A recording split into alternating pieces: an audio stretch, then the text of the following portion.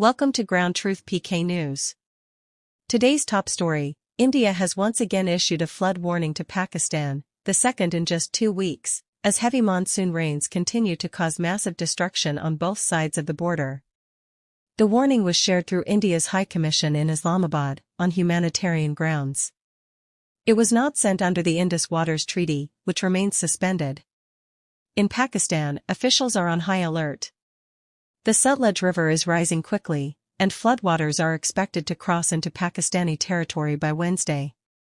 Border 5:25 p.m., September 3, 2025, ChatGPT. In India, the damage is no less.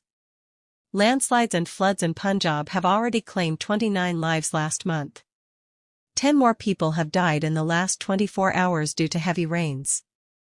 In cities like Gurugram, water has filled roads and homes. In New Delhi, the Yamuna River has crossed danger levels. Back in Pakistan, more than 1 million people have been evacuated. And over 2.45 million have been affected by this season's flooding. But these are not just numbers.